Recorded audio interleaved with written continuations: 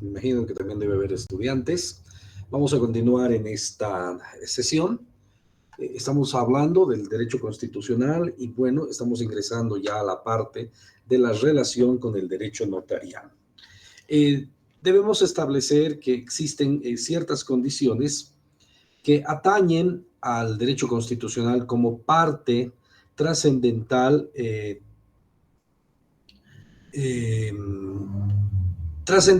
y transversal en el derecho, ¿no?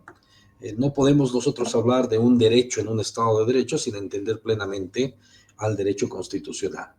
Ayer hemos dado algunas bases y hemos comprendido, pese a que no tuve preguntas, me imagino que ha estado muy claro, en el tema de que el Tribunal Constitucional y la jurisprudencia vinculante constitucional que existe, pues permite establecer de que estamos en presencia de un Tribunal Constitucional que tiene condiciones legislativas, ¿sí? Esas condiciones que, aunque muchos autores no están de acuerdo y dicen que no debería ser legalmente posible que el juez sea además un legislador. Finalmente, los magistrados del Tribunal Constitucional son magistrados y consecuentemente la teoría dice que deberían ser diferentes a los legisladores. Sin embargo, el artículo 203 es muy claro y dice todas las resoluciones del Tribunal Constitucional tienen carácter vinculante y no tienen efecto ulterior. El legislador lo que ha hecho, y para los que no estuvieron ayer, el legislador le ha dado prerrogativas al Tribunal Constitucional de que en ciertas condiciones y bajo la referida y necesaria fundamentación y argumentación jurídica, puede este tribunal generar jurisprudencia que de alguna forma modifique o complemente la interpretación de la ley. El Tribunal Constitucional, sin lugar a dudas, es el guardián de la Constitución. Y al ser la Constitución la norma suprema del ordenamiento jurídico, pues esta consideración hace que las sentencias constitucionales sean vinculantes, pero además que bajo cierta fundamentación y argumentación tenga condición interpretativa, que muy bien sería condición legislativa, ¿no? Bueno, esto es un poco difícil de comprender. Muchos de nosotros estamos criados, hemos estudiado con la Constitución del 67. Esta Constitución que tenemos es recién del 2009. Y bueno, todos aquellos abogados que han sido formados hasta el año 2008, 2007, pues obviamente que la interpretación de la arquitectura constitucional siempre ha sido que el primer poder del Estado es el órgano legislativo. Pero hoy en día las sentencias constitucionales y la actual Constitución en vigencia ya 12 años, pues nos da prerrogativas para entender que el Tribunal Constitucional tiene condiciones legislativas en el momento de, repito y recalco, de la fundamentación y motivación. ¿Qué es lo más importante de una sentencia constitucional? Y eso también vamos a recalcar y volver a definir para la gente que no estuvo el día de ayer. Una sentencia constitucional tiene su parte considerativa, donde el primer considerando son los antecedentes, qué es lo que ha sucedido, por ejemplo, en una acción de amparo, cuál es el peticionante, cuál es el fondo de la problemática y qué se resolvió por las salas constitucionales en las capitales de departamento. Posteriormente a esto viene el fundamento del fallo. Y este es el corazón medular de lo que implicaría la valoración, la fundamentación y la motivación del Tribunal Constitucional. ¿Qué quiere decir este aspecto de la necesaria fundamentación y motivación? Ustedes tienen en pantalla la sentencia constitucional 486-2020 S2. Está resaltado en amarillo un principio constitucional que está definido en el artículo 14, inciso 4 de la actual Constitución. Lo que no está prohibido está permitido. ¿Ya? ¿Qué dice el artículo 14, numeral 4 de la Constitución? Nadie está obligado a hacer lo que la ley y la Constitución no mande, ni a inhibirse de la que ésta no prohíba. Y el Tribunal Constitucional establece y dice, lo que no está prohibido está permitido, estableciendo la jurisprudencia constitucional para justificar una falta disciplinaria. Debe demostrarse la existencia de la acción, la antijuricidad y la responsabilidad. Aquí vamos a ver una comparación muy interesante. Aunque ayer ya les mostré una sentencia constitucional que establecía muy claramente que el derecho penal y el derecho administrativo son el jus puniendi del Estado, que la única diferencia es la autoridad que da el fallo. Pero en esta sentencia y en este punto vamos a ver una interpretación y una fundamentación que muchos dirían es poco ortodoxa. Solamente aquellos abogados que pueden tener la posibilidad y el esmero de leer constantemente jurisprudencia van a poder entender a cabalidad el fondo del asunto. Si ustedes notan, acá el Tribunal Constitucional dice muy claramente, una falta disciplinaria debe demostrarse la existencia de la acción, al igual que el derecho penal. Además, la antijuricidad, que quiere decir que esa acción debe ser en contra de la ley. Y ahí va englobado, de alguna forma, el principio de tipicidad y taxatividad. Y la responsabilidad, ¿quién ha cometido la falta disciplinaria? Nótese que es muy similar a aquel concepto del derecho penal que estamos acostumbrados, que es la acción típica antijurídica punible, ¿no?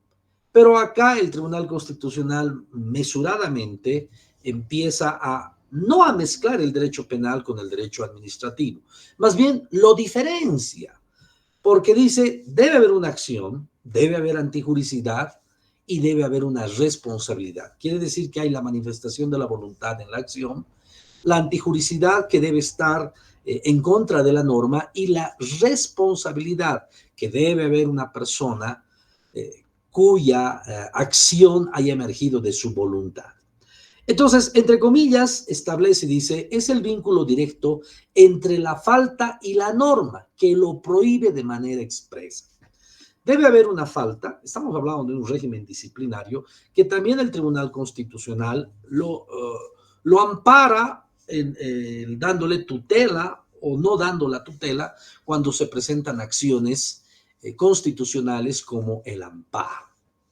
Bien, el vínculo directo entre la falta y la norma, que quiere decir que la norma debe prever que la acción es una falta, que lo que prohíbe y además que debe estar prohibido de manera expresa.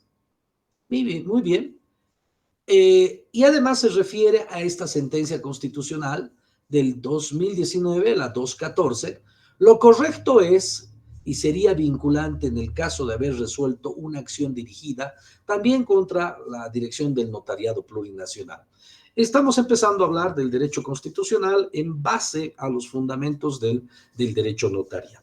Cuando nosotros analizamos dentro del jus puniendi del Estado boliviano y el régimen constitucional, debemos entender que en la formación académica y práctica de los abogados, los que deberían resultar mejor preparados para defender causas en temas disciplinarios o del derecho administrativo, deberían ser los penalistas o viceversa. Aquellos abogados que se han especializado y se han formado en tema de derecho administrativo sancionador, debería serles muy fácil entender el derecho penal si es que no han profundizado sus conocimientos. En ese sentido, cuando hablamos del derecho penal y del derecho administrativo, es el poder sancionador y castigador del Estado. Y no es una condición de Bolivia, es una condición del sistema universal del derecho. El único que puede castigar y sancionar, como dice la Constitución, no hay justicia por mano propia, es el Estado, a través de sus entes administrativos de justicia, como es el órgano judicial, la persecución penal a través del Ministerio Público y de la misma forma la sanción disciplinaria a los ciudadanos y los servidores públicos que emerge de la potestad reglada del Estado. Me voy a referir a 4 potestades. La primera de ellas se refiere a la potestad reglada. ¿Qué quiere decir la potestad reglada? Y quiero ser muy consecuente, muy objetivo con esta palabra.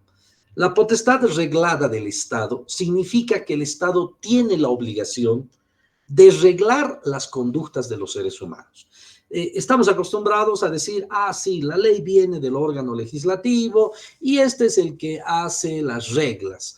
No, él hace las leyes. El Estado, a través de sus órganos, debe, además de que exista la ley, debe reglar. ¿Qué debe reglar? Las conductas. Muy bien, es muy claro el derecho penal al hablar de la tipicidad, código penal.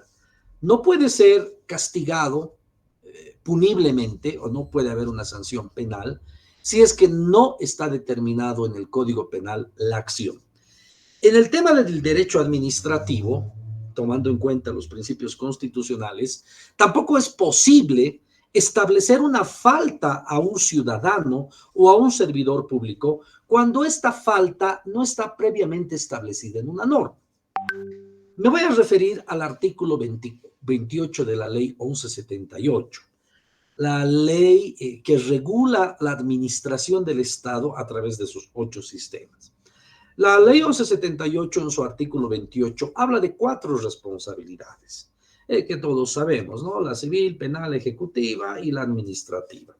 Cuando un servidor público vulnera normas administrativas, le va a emerger un proceso disciplinario.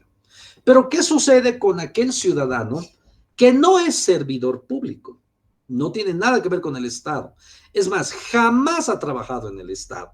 Pero sin embargo, un buen día deja de pagar impuestos o omite pagar ciertos impuestos. Pueden ser impuestos municipales, impuestos nacionales, incluso podrían ser patentes, podrían ser regalías, no sé.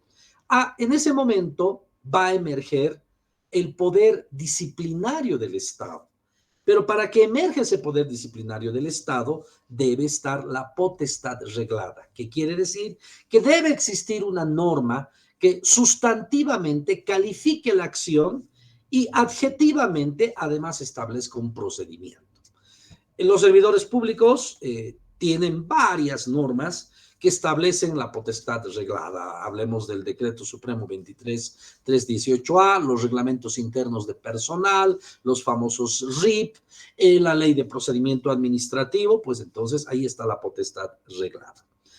Emergente de la potestad reglada, bueno, antes que se me olvide, un ciudadano que no es servidor público tiene un código tributario, tiene reglamentos, normas y disposiciones tributarias que regulan su conducta. Lo mismo cuando se trata de regalías o se trata de patentes, por ejemplo, en la Autoridad Jurisdiccional Administrativa Minera, los que han tenido y han creado, generado contratos administrativos para la explotación de recursos naturales no renovables como los minerales, están obligados a pagar patentes, regalías que son descontadas en el momento de la compra del mineral y otros impuestos, ¿no? Entonces, ¿qué pasa si estos ciudadanos que no tienen nada que ver con el concepto de servidores públicos infringen? Pues obviamente les va a venir un proceso disciplinario por una potestad reglada y no son servidores públicos, ¿sí?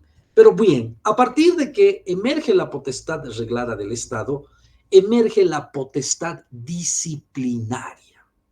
¿En qué consiste esta potestad disciplinaria? En el mismo jus puniendi que emerge del derecho penal. En la primera fase hablamos de un poder punitivo del Estado penal y en la segunda fase disciplinaria hablamos de un poder disciplinario castigador del Estado, pero en una vía administrativa. ¿Ya?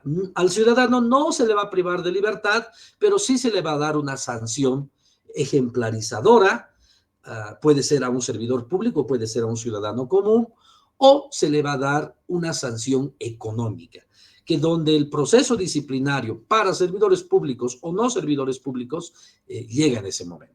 Es muy claro, y ayer también lo dijimos, un notario de fe pública no es un servidor público, ¿ya? Pero el Estado ha creado una norma especial, la ley del notariado, que lo disciplina y establece 3 tipos de faltas, leves, graves y gravísimas. que las vamos a ir viendo el día de mañana. Al no ser un ciudadano o al no ser un servidor público el notario, de igual forma tiene que estar sometido a una potestad disciplinaria. Y un ciudadano que no es notario, nunca ha trabajado en el Estado, pero que algún momento infringe una norma administrativa, también le emerge la potestad disciplinaria. Y para esto debo recalcar y ser taxativo. Potestad reglada. Deben haber reglas. Así lo establece la propia Constitución en su artículo 14, en numeral 4. Y vuelvo a recalcar. Nadie está obligado a hacer lo que la ley y la Constitución no mande, ni a inhibirse de lo que ésta no prohíba. Lo que está en amarillo y está en sus pantallas. Lo que no está prohibido está permitido, establecido en la jurisprudencia constitucional que emana de este famoso artículo 14, numeral 4 de la Constitución. Muy bien, cuando hablamos de las dos primeras potestades, la potestad reglada y la potestad disciplinaria, estas son materialmente posibles cuando el Estado ha reglado la acción y ha arreglado el procedimiento para disciplinar, sea servidor público o sea ciudadano. Muy bien, pero vayamos a otra potestad que solamente se aplica en el derecho administrativo. Es la potestad discrecional. La palabra potestad significa poder, el poder que se le ha dado a alguien.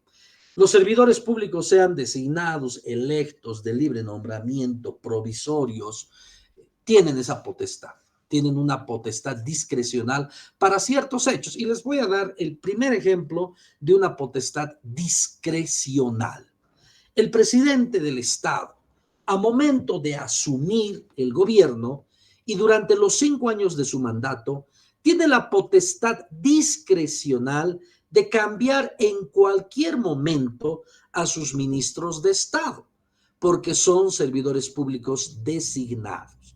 Entonces, su discrecionalidad no es arbitraria, su discrecionalidad es legal.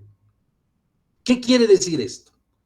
Que el presidente de la República tiene toda la facultad legal y discrecional para cambiar a sus ministros de Estado a sola voluntad, ¿no? Y es una potestad discrecional. El presidente nombra ministros y estos ministros, a su vez, también tienen la potestad discrecional de cambiar a los servidores públicos de su confianza, ¿no? Entra el ministro, cambia a su director jurídico, cambia a su jefe de personal, cambia a su auditor, cambia además a su director financiero, quien se va a encargar de la economía. Entonces, ahí, por ejemplo, estamos viendo que la potestad discrecional es real, pero debe emanar también de una potestad reglada. ¿Qué quiere decir? Que la ley es la que debe dar esa facultad de discrecionalidad. ¿Ya? Bien, al respecto, por ejemplo, vamos a ver un poco, y enseguida está cargando.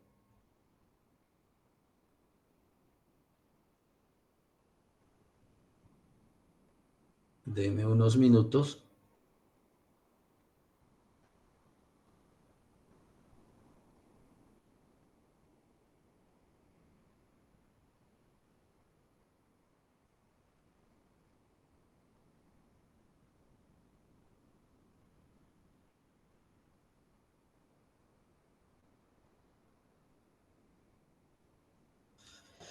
Ya, voy a mostrarles otra sentencia constitucional que nos va a ejemplificar, y bueno, aquí está en pantalla, ustedes ya la pueden anotar, la 1424-2015, nos va a ejemplificar esa potestad discrecional, potestad reglada, etcétera, etcétera.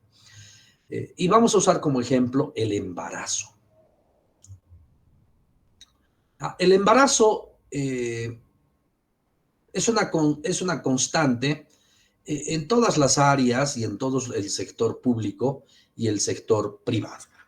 Miren lo que dice el Tribunal Constitucional en el tema de la inamovilidad laboral. Estamos viendo el fundamento del fallo. La inamovilidad laboral por estado de gravidez es una garantía que se hace extensible a servidoras, servidores públicos de libre nombramiento. ¿Quiénes son los de libre nombramiento? Son aquellos de confianza. No es un ministro de Estado. El ministro de Estado es una autoridad designada, de acuerdo al artículo 5 de la Ley 2027. ¿No? Hay servidores públicos electos, designados y de libre nombramiento. Los servidores públicos de libre nombramiento son los de confianza política, confianza de administración, jurídica, etcétera, ¿no? Y que apoyan tanto a los servidores públicos electos como a los servidores públicos designados. Pero muy bien, aquí ya lo que está en negrillas, el título de esta parte del fundamento del fallo, dice: la inamovilidad laboral por estado de gravidez es una garantía que se hace extensible a servidores públicos de libre nombramiento. No así, y esta sentencia te va a aclarar, no así a los designados. El presidente de Estado y los ministros, cuando son designados, primero, el presidente es un servidor público electo, designa a sus ministros de Estado, y no solo a ellos, designa muchas autoridades, directores de varias entidades públicas, autárquicas, descentralizadas, etcétera. Estos, a su vez, pueden designar para manejar el ministerio, para manejar una dirección, una entidad pública. Pueden también pueden establecer servidores públicos de libre nombramiento. ¿Qué significa eso? Potestad discrecional. ¿Qué dice esta sentencia constitucional? Que además hace referencia a esta otra, la 1417, dentro de un nuevo orden constitucional que se consagra la inamovilidad funcionaria por estado de gravidez, sea en el ámbito público o privado, como un derecho fundamental comprendido en su ámbito de protección a los servidores públicos de libre nombramiento, establecido un precedente constitucional precisado con el siguiente razonamiento. Continuando con el análisis respecto a la estabilidad laboral de los funcionarios de carrera, es menester remitirnos a lo dispuesto por el 233 de la Constitución. Son servidores públicos las personas que desempeñan funciones públicas y forman parte de la carrera administrativa, excepto aquellas personas que desempeñan cargos electivos, o sea, personas elegidas por voto, designadas, y quienes ejerzan funciones de libre nombramiento. Norma constitucional de que se colige que no forman parte de la carrera administrativa los servidores públicos de libre nombramiento, entre otros. Por lo tanto, de acuerdo al artículo 7, inciso A del Estatuto del Funcionario Público, Ley 2027, no llegan a gozar del derecho de estabilidad laboral. Hace una comparación entre que los servidores públicos de carrera tienen estabilidad laboral, pero los de libre nombramiento no la tienen. Sin embargo, es preciso indicar que estas normas, miren, aquí el Tribunal Constitucional está interpretando y está generando una legislación. Sin embargo, es preciso indicar que estas normas no deben interpretarse de manera literal. El propio Tribunal Constitucional te dice: la ley no se interpreta de forma literal, así como tampoco de manera aislada del resto de las normas constitucionales, sino más bien debe ser entendida en base a una interpretación teleológica y sistemática, puesto que el 233 de la Constitución, si bien hace distinción en dos tipos de servidores públicos, ello no debe entenderse como una negación absoluta de derechos a aquellos funcionarios que forman parte de la carrera administrativa, puesto que la negación establecida en el artículo 7 de la Ley 2027 debe tener una excepción en el caso de que se ingrese a analizar situaciones de grupos vulnerables. ¿A qué se refiere con la situación de grupos vulnerables? Personas progenitoras o personas embarazadas, que de igual forma pueden tener la calidad de servidores públicos y merecen protección especial por parte del Estado, tal como sucede en el caso de mujeres embarazadas, personas con capacidades diferentes, discapacitados, adultos mayores, por lo que a tiempo de aplicar lo dispuesto en el 233 de la Constitución, se debe realizar previamente una interpretación sistemática de la norma, de la ley fundamental, ya que si se omite la misma se corrige o se correría el grave riesgo de vulnerar derechos fundamentales de las personas, tal como sucederá en el caso de las mujeres embarazadas, y aquí aclara, los progenitores. Tal como sucede en este caso, debido a la situación laboral, no llega a ser la misma que la de otras personas. Esto debido a su estado de embarazo o paternidad en que se encuentran. El Estado, a través de la legislación ordinaria, estableció y reconoció el derecho a la estabilidad laboral a favor de los funcionarios de carrera en la administración pública, debido a que los mismos ingresaron a desempeñar funciones en base a todo un proceso de contratación y reclutamiento, situación que no acontece con los servidores públicos de libre nombramiento, donde discrecionalmente, potestad discrecional, son invitados y por lo tanto también pueden ser removidos rápidamente, ya que llegan a ser funcionarios administrativos de confianza y asesoramiento para los servidores públicos electos y designados. Ya me adelanté un poco a establecer estos parámetros, pero la sentencia constitucional vinculante nos aclara más, los cuales pueden ser retirados de su cargo por la autoridad que los nombró. Claro, el presidente nombra a sus ministros, puede tener los 2 días y de ahí nombra a otros ministros. Es una potestad discrecional. ¿Sí? Lo mismo sucede con los de libre nombramiento. Los de libre nombramiento, vuelvo a recalcar, son servidores públicos para apoyar a los designados y a los electos. En este sentido, y tomando en cuenta que la Constitución es amplia, garantista y proteccionista, que tiene la protección eficaz y eficiente de los derechos de las personas, así como de garantías establecidas, corresponde indicar que si bien el artículo 233 establece que los servidores de libre nombramiento no llegan a ser funcionarios de carrera por haber ingresado a ejercer funciones mediante procedimiento diferente, invitación, potestad discrecional, estos últimos, y por el motivo de acuerdo a lo dispuesto por el Estatuto del Funcionario Público, ahí está, carecen de estabilidad laboral. Pero aquí viene el punto y coma. Aquí viene el tema legislativo. Ello no debe entenderse en un marco de razonabilidad absoluta negativa. Aquí el Tribunal Constitucional está afirmando, diciendo, tenemos que razonar. No podemos aplicar la letra fría, tenemos que razonar. Aquí viene un tema de convencionalidad, ¿no? De razonamiento, sino más bien diferenciada de acuerdo al grupo de personas de quien se hable y las condiciones especiales que las distinguen. Es así que en caso de mujeres embarazadas que son servidoras públicas de libre nombramiento, debe entenderse el artículo 233 de la Constitución en el marco de lo dispuesto por el artículo 48, parágrafo 2, numeral 4 también de la Constitución, así por los artículos 13, 1 y 14 de la Constitución.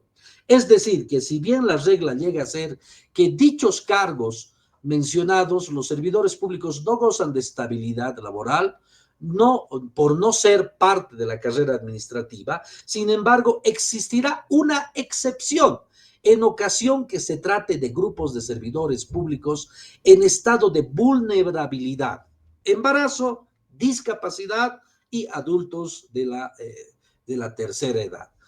Y eso lo dice más arriba, ¿no? Los cuales merecen una mayor protección por parte del Estado, tal como sucede con las embarazadas, padres progenitores, personas con capacidades diferentes y adultos mayores.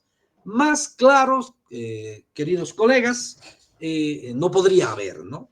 Por eso es que el fundamento del fallo de las sentencias constitucionales, por más que esta sentencia constitucional sea en un tema civil, un tema laboral, es vinculante para otras áreas del derecho. Escuché a un periodista, o bueno, 2 periodistas, un ex político, un ex ministro decir, las sentencias constitucionales tienen que estar dirigidas hacia la persona para que sean vinculantes, ¿no? Por decir, esta sentencia tiene que decir el señor Perico de los Palotes. No es cierto, no es cierto. Ese es un absurdo. Lo que vale de la sentencia constitucional en cuanto a la vinculación y en los precedentes jurisprudenciales, siempre es el fundamento del fallo. Lo que estamos analizando acá es precisamente el fundamento del fallo. Y este párrafo es el determinante. En este sentido, en caso de mujeres embarazadas y progenitores que son servidores públicos y que no forman parte de la carrera administrativa, como es el caso de funcionarios de libre nombramiento, deberá aplicarse la excepción que se deduce de lo dispuesto del artículo 48, numeral 4. Las mujeres no podrán ser discriminadas o despedidas por su estado civil, situación de embarazo, edad, rasgos físicos, número de hijos. Se garantiza la inamovilidad laboral de las mujeres en estado de embarazo y de los progenitores hasta que el hijo o la hija cumpla 1 año de edad, puesto que en dicha norma constitucional se reconoce sin discriminación alguna a todas las personas, incluyendo servidores públicos de libre nombramiento. ¿Qué es lo que ha hecho el Tribunal Constitucional? El Tribunal Constitucional ha unificado un criterio para establecer la no contradicción entre el 233, que establece que los servidores públicos de carrera tienen estabilidad laboral, y el artículo 48, parágrafo 4, que también establece que las mujeres y los progenitores tienen estabilidad laboral. Bueno, esta sentencia constitucional es una sentencia que ratifica otros fallos y que finalmente hace un análisis teleológico y da un entendimiento mucho más claro. Y finalmente aquí está lo vinculante. Se dan cuenta cómo la potestad reglada que tienen las autoridades, ¿no? Podrían tener una potestad discrecional donde dicen, bueno, yo soy ministro, acabo de ingresar, me han comentado que mi secretaria está embarazada, bueno, esta es secretaria del anterior ministro, esta secretaria es de libre nombramiento, o por lo tanto la voy a retirar, ¿no? La jurisprudencia te dice, no puedes. Bueno, ¿y cuál es la solución jurídica, no? En algún momento los servidores públicos, los abogados del Estado, los directores jurídicos tienen este conflicto, ¿no? Llega la nueva autoridad y le dice, bueno, yo necesito retirar a mi jefe financiero, pero resulta que mi jefe financiero, su esposa está embarazada. ¡Wow! Entonces viene un conflicto, ¿verdad? Bueno, pero ¿cuál sería la solución?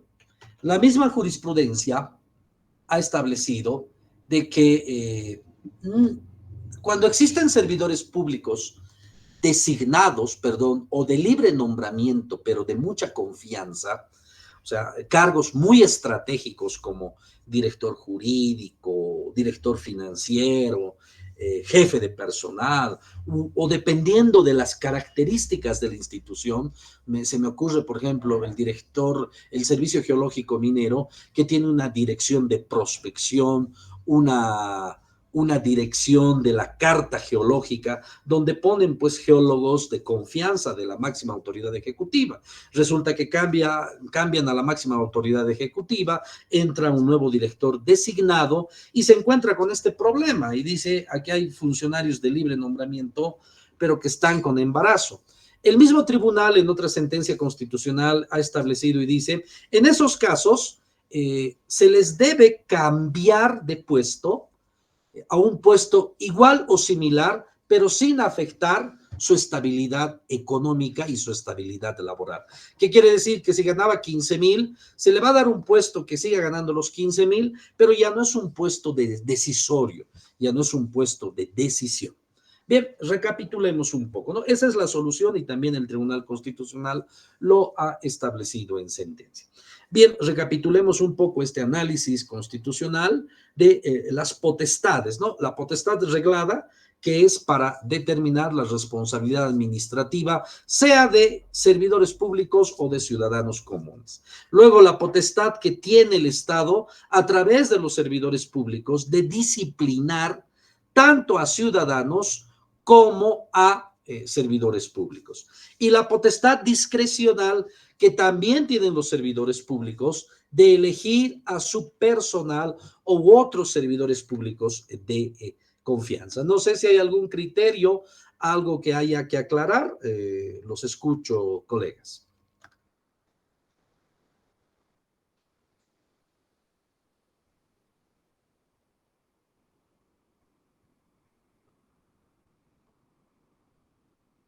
Muy bien. Al no existir eso, vamos a continuar, vamos a cambiar de diapositiva o vamos a cambiar de jurisprudencia para que podamos entender algunos otros criterios más.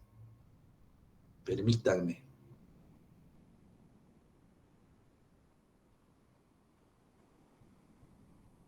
Vamos a ver un principio del derecho constitucional o la diferencia entre lo inmediato y lo subsidiario. Este es un elemento que muchos abogados manejan, pero que vale la pena recalcar y mostrar además jurisprudencia sobre estas dos palabras, ¿no? La inmediatez y la subsidiariedad. Aquí tenemos una sentencia del año 2022, la 333, estoy tratando de compartir, denme un minuto.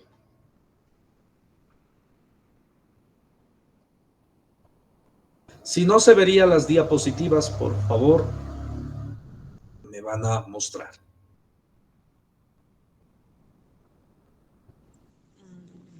No se ve, doctor.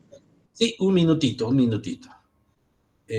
No sé, compañera, tal vez la que usted habló, quisiera romper un poco el hielo con los participantes, porque me estoy sintiendo solo, no están participando. No sé si alguno de los colegas que está presente tiene un concepto solo sobre la inmediatez y la subsidiariedad que pueda compartir. ¿Nadie? Muy bien. Bueno, estamos un poco como en la universidad, ¿no? A veces los estudiantes no quieren hablar por temor a no equivocarse, ¿no? Pero eso no debería ocurrir cuando ya estamos formados académicamente, ¿no? Bien, a ver, ¿en qué consiste el principio de subsidiariedad e inmediatez? Ustedes tienen en pantalla una parte del fundamento del fallo de la sentencia que les he mostrado. Flexibilización del principio de subsidiariedad en caso de mujeres embarazadas. A ver, les voy a dar un ejemplo, incluso les voy a dar una estrategia jurídica. Viene un cliente y te dice, querido doctor, doctora, no sé, acaban de destituir a mi cónyuge, o por último, a mi novia, ¿ya? Y hemos hecho conocer de que mi esposa está embarazada.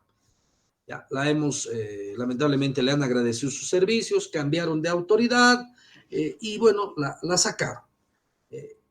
Yo como abogado tengo dos respuestas. La primera que le digo es, ustedes necesitan ese trabajo inmediatamente o podrían sobrevivir unos meses sin ese trabajo. Bueno, me dice, por ejemplo, la primera respuesta que me dice, doctor, mire, necesitamos que mi esposa siga trabajando porque yo también me encuentro sin trabajo.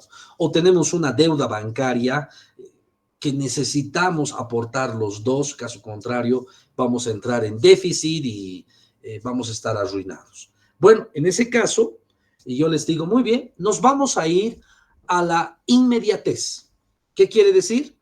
Que no vamos a hacer ningún recurso, no vamos a presentar absolutamente nada, máximo será una carta informando que vamos a tomar una acción de amparo si no cambian el agradecimiento de servicios.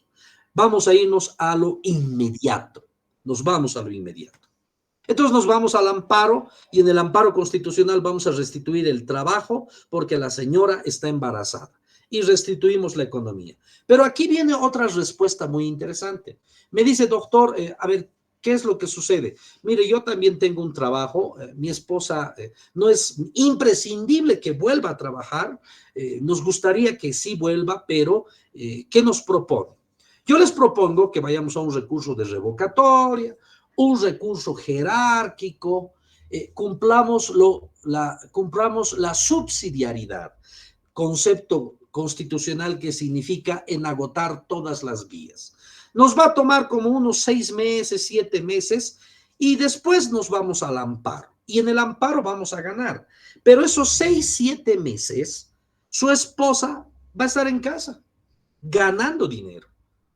Porque cuando vayamos al amparo, inmediatamente va a volver a trabajar, su hijo o su hija, su bebé, ya va a estar fortalecido, porque a partir de los 6 meses ya comen carne, toman sopita, ya tienen la musculatura desarrollada, incluso se les puede dejar excepcionalmente de lactar, y además su esposa ha tenido 7 meses de vacaciones. Vámonos al amparo, terminando la subsidiariedad, y vamos a ganar. Ya hemos ganado, ¿sí? Eso es en el caso de que tenga la pareja recursos. Pero en el caso que la pareja no tenga recursos, aplicamos la inmediatez. Aquí el Tribunal Constitucional te dice, flexibilidad del principio de subsidiariedad. Vamos a ser flexibles en ciertos casos cuando hay condiciones especiales y se aplica la subsidiariedad, o perdón, se anula la subsidiariedad para aplicar la inmediatez. Y aquí te mencionan otra sentencia constitucional. La sentencia constitucional 724-2018 S1 sobre la abstracción del principio de subsidiariedad. En cuanto hace conocer situaciones de inamovilidad, señala que en cuanto a los principios de subsidiariedad y su flexibilización, en lo que refiere a mujeres embarazadas y madres que tienen hijos menores de 1 año.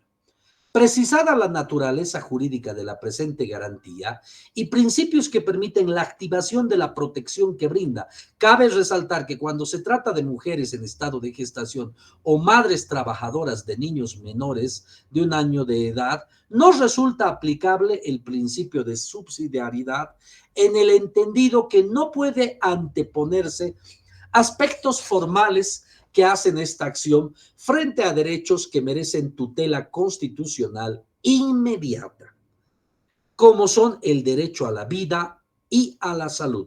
¿La vida de quién? Del no nacido. Si no proteges a la madre, no proteges al no nacido. Entonces, aquí viene una garantía constitucional, lo que en derecho constitucional jurisprudencial se llama el estándar más alto. ¿Y cuál es ese estándar más alto? Pues la vida y la salud. La vida del no nacido y la salud de la madre para proteger al no nacido. En este contexto, la jurisprudencia de este tribunal ha sido uniforme al establecer que no es necesario el agotamiento previo de los recursos ordinarios o administrativos para la protección de derechos fundamentales conculcados por actos ilegales u omisiones indebidas, dada su naturaleza conforme se explicó, ¿no? Bueno, aquí hay algo demasiado interesante. La concepción, el análisis de cuándo no se debe agotar los recursos, ¿no? Cuando existe inmediatez. Y puede haber inmediatez para una persona embarazada, puede haber inmediatez para un discapacitado, puede haber inmediatez para una persona con una enfermedad terminal o un adulto mayor. Que sobre eso también hay mucha jurisprudencia donde van usando fundamentos del fallo de varias sentencias, esta es una de ellas, donde finalmente el Tribunal Constitucional establece que hay muchas situaciones que pueden considerarse inmediatez y que no es necesario cumplir todos los formalismos, ritualismos y procedimientos tediosos, ¿ya? Pero no es en todos los casos, ¿no? No es en todos los casos. Imaginemos que destituyen a un servidor público soltero o soltera y bueno, él no podría o ella no podría aplicar inmediatez, sino tiene que hacer subsidiariedad, tiene que hacer sus recursos administrativos y agotar.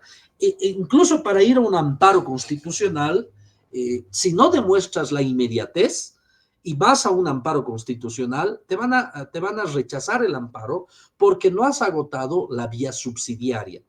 Quiere decir que no has agotado los procedimientos previos.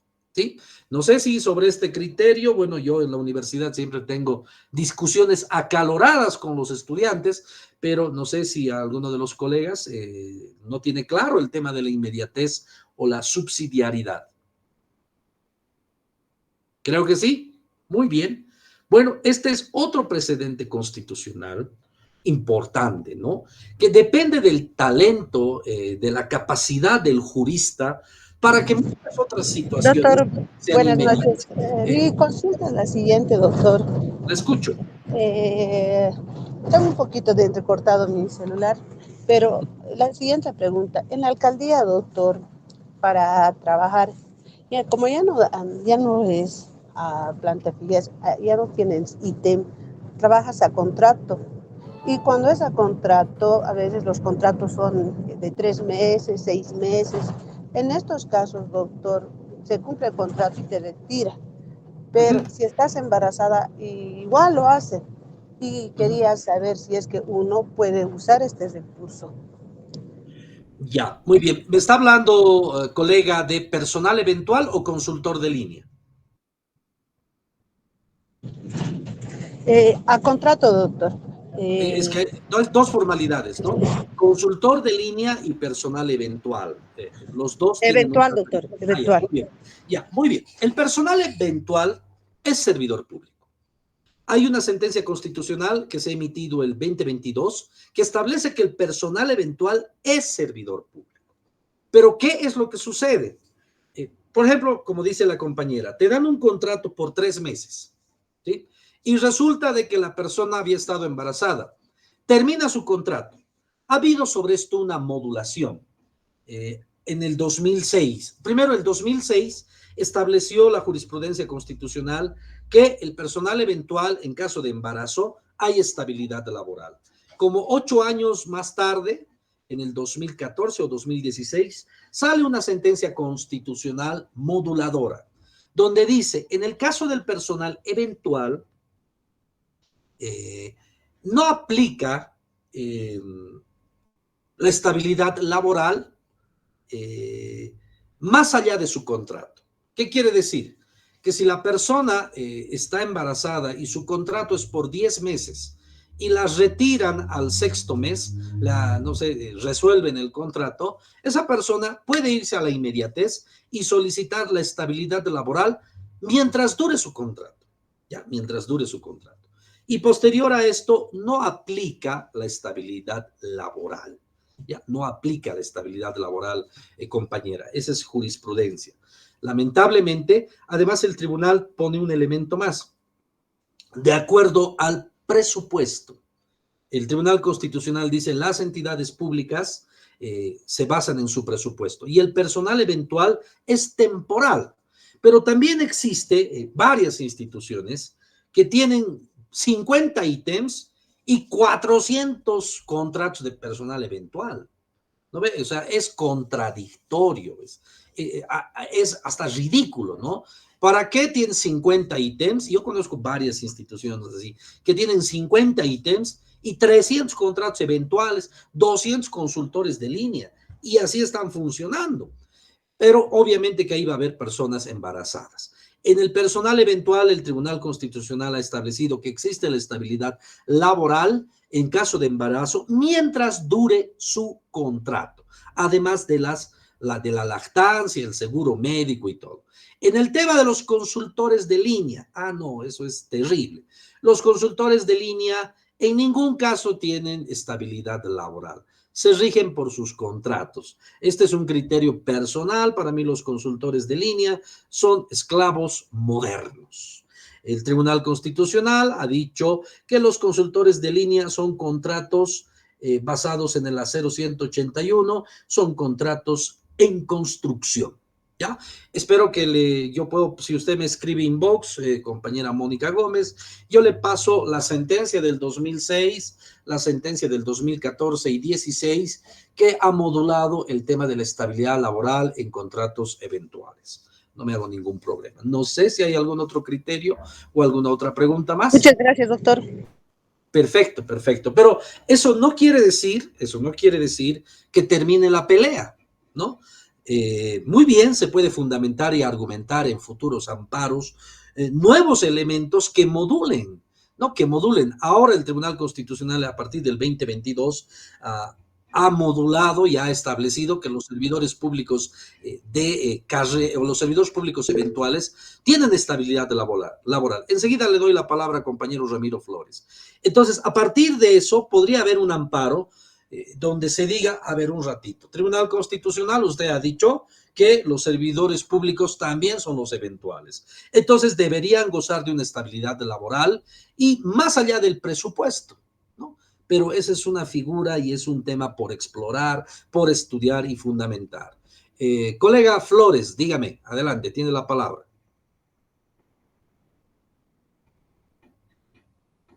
Ramiro Iván Flores levantó la mano.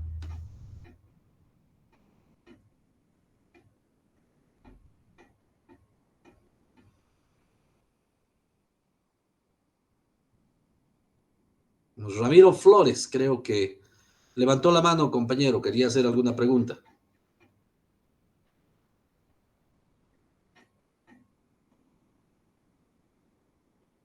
Bien, colegas, 20:35. Vamos a darnos un pequeño receso de unos minutos como el día de ayer y posteriormente volvemos y vamos a continuar con jurisprudencia. Nos quedamos en